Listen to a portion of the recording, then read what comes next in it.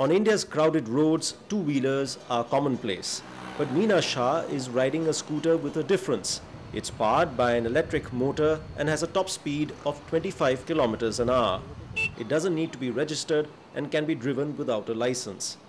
And with just $1 worth of charging, Meena can ride over 600 kilometers.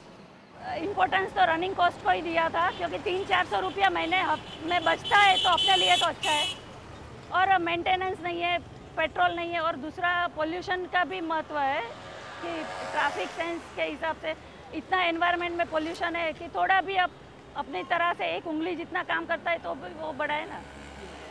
Meet the man behind India's rush for e-bikes, Mukesh Bhandari. His company sold its first e-bike last year and has already gone on to sell 30,000.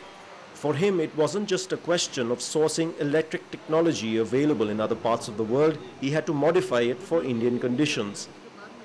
Our roads are bad, temperatures are very high, and people here tend to overload the vehicles. So no other vehicle can work here if these conditions are not taken into account.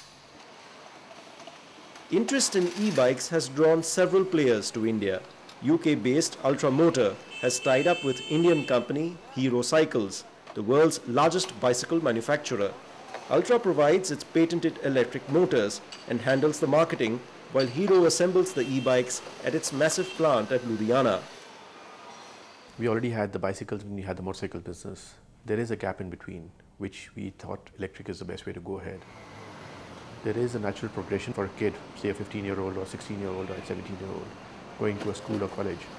And where does he go from there? After a bicycle, the only thing is either a scooter or a motorcycle. So this could be a natural progression, stepping stone, moving upwards. मेरे लिए बहुत बढ़िया है क्योंकि licence की इसमें ज़रूरत पड़ती ही नहीं और अभी मेरा लाइसेंस बन नहीं सकता इसलिए इससे मुझे एक अपॉर्चुनिटी मिलती है कि साइकिल को मैं छोड़ सकूं. दिल्ली की सड़क के लिए तो बिल्कुल ठीक है, मुझे मेरे ख्याल से तो बिल्कुल उसी के लिए बना हुआ है क्योंकि इसकी स्पीड भी उसी हिसाब से है और दिल्ली का ट्रैफिक भी उसी हिसाब से उसी स्पीड से चलता है. Hero's range starts at $350 and goes up to $700. With its e-bike costing far more than a normal bicycle, most Indian customers prefer its electric scooter, which costs the same as petrol-powered scooters in the market. But customers are initially skeptical about the electric motor and the battery. The cost of running this is extremely low. Plus, you require no servicing. You know, unlike an engine product where you need to go in for oil changes and all those, there's nothing of that sort. It's just a filler. You just get the vehicle home at night, take out the battery or plug it into a power point, and the next morning it's charged and you're ready to go for the next day. And you can do this again and again and again and again. These batteries, they are heavy, that they are not very easy to carry. So you can't take it to your flat. If you say are living in the 6th floor, you cannot take it there and charge it. You need a charger in your parking lot, and that's not available right now.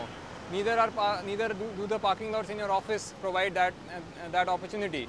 So where do you charge your vehicle? That will become a headache for you. The battery also has to be replaced every 2 years, though manufacturers say the fuel savings over this period is far more than the $150 it costs for a new battery. A bigger problem for the industry is that much of the key technology is still being imported off the shelf, particularly from China. This industry has one major challenge. The components are not being manufactured in India, right?